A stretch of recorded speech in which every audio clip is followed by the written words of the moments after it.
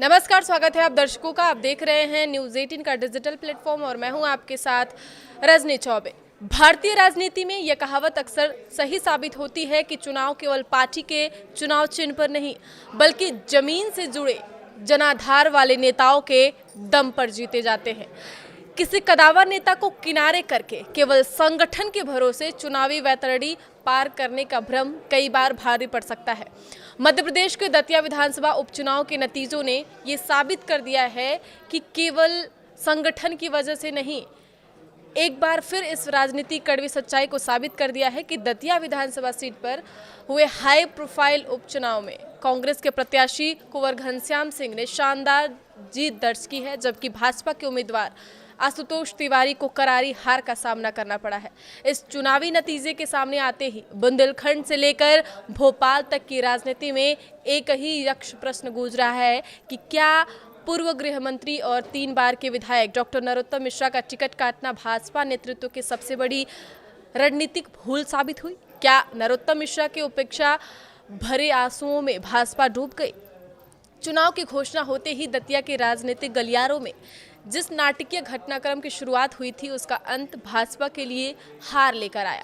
दतिया क्षेत्र में पिछले 1.5 दशक से दादा के नाम से अपनी धाक जमाने वाले नरोत्तम मिश्रा का टिकट काटकर जब भाजपा हाईकमान ने आशुतोष तिवारी को मैदान में उतारा तो पूरे दतिया में राजनीतिक भूचाल आ गया था।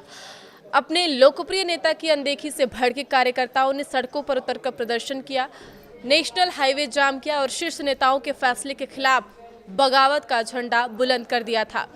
राजनीतिक विश्लेषकों का मानना है कि चुनाव के दौरान नेता भले ही पार्टी के कड़े अनुशासन के सामने सिर झुका ले, लेकिन उसका जमीनी कार्यकर्ता और समर्पित वोट बैंक दिल से फैसले को कभी स्वीकार नहीं करता। नामांकन रैली के दौरान जब अपना टिकट कटने के बाद नरोत्तम मिश्रा के आंसू छलके पड़े थे, ठीक उसी पल दतिया के बीजेपी कार्यकर्ताओं ने शायद मन ही मन ये तय कर लिया था कि वे इस अपमान का हिसाब ईवीएम के माध्यम से चुकता करेंगे। दतिया उपचुनाव के नतीजों के बाद खुद नरोत्तम मिश्रा और भाजपा के शीर्ष नेतृत्व के लिए आत्ममंथन की स्थिति पैदा हो गई है।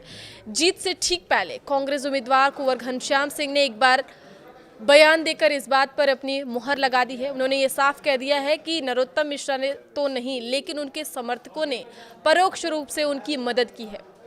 कांग्रेस उम्मीदवार का ये भी बयान राजनीति के इस कड़वे सच को उजागर करता है, जिसे राजनीतिक भाषा में भीतरघात कहा जाता है। चूंकि नरोत्तम मिश्रा चुनाव के दौरान हमेशा भाजपा प्रत्याशी के साथ खड़े दिखाई दिए हैं, लेकिन दतिया में ब्राह्मण मतदाताओं और नरोत्तम मिश्रा के समर्थकों के एक बड़े वर्ग ने या तो मतदान से दूरी बना ली या फिर उन्होंने कांग्रेस के पक्ष में जाकर क्रॉस वोटिंग कर दी।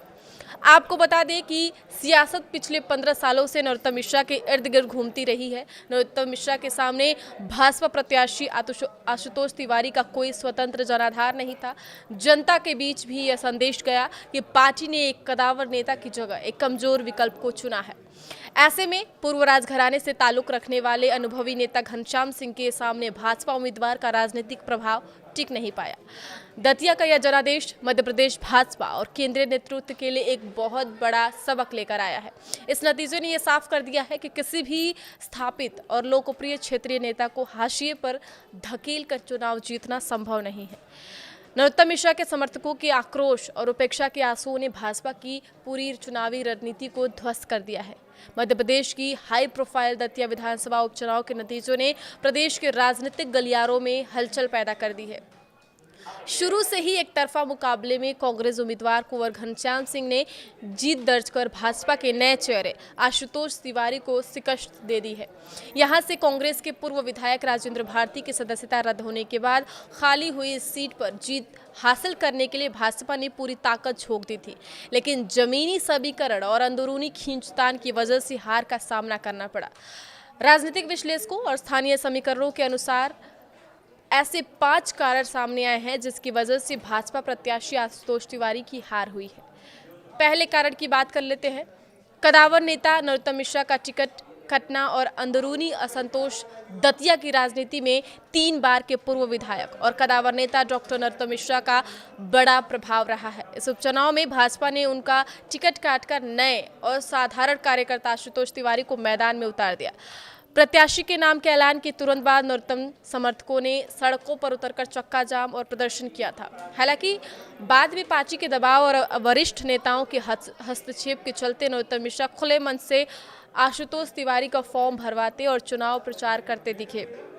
इसके बावजूद उनका कैडर और समर्पित कार्यकर्ता मन से नए उम्मीदवार को स्वीकार नहीं कर पाया, जिसका सीधा खामियाजा पार्टी को भुगतना पड़ा है। दूसरा बड़ा कारण कांग्रेस की जमीनी एकजुटता और परोक्ष मदद।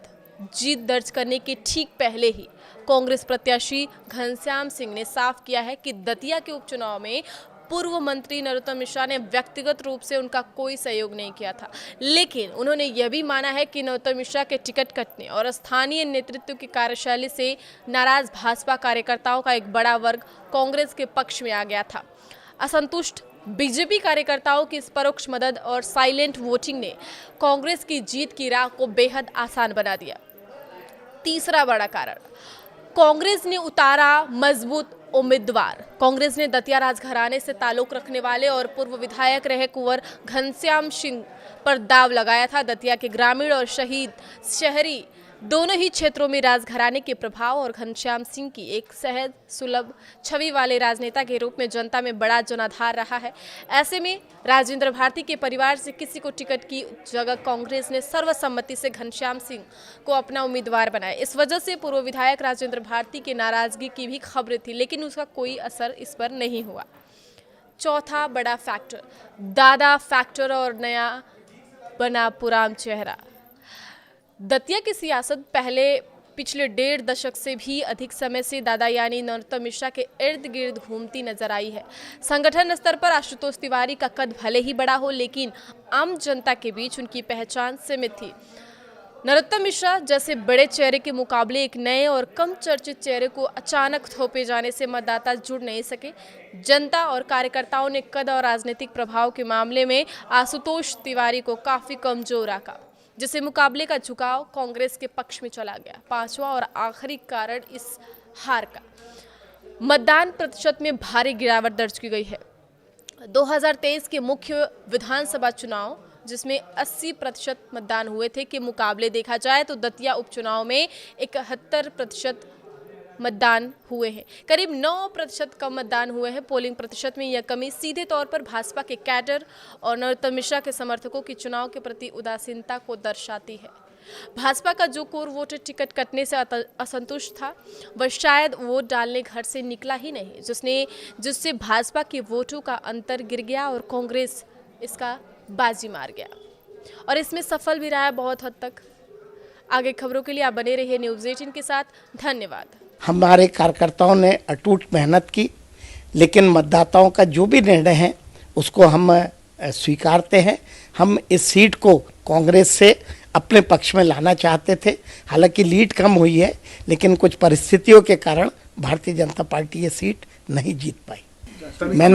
मैंने आपको कहा है कि हम इसकी समीक्षा करेंगे और समीक्षा के जो भी निष्कर्ष निकलेंगे उसके अनुसार भारतीय जनता पार्टी कार्रवाई करेगी।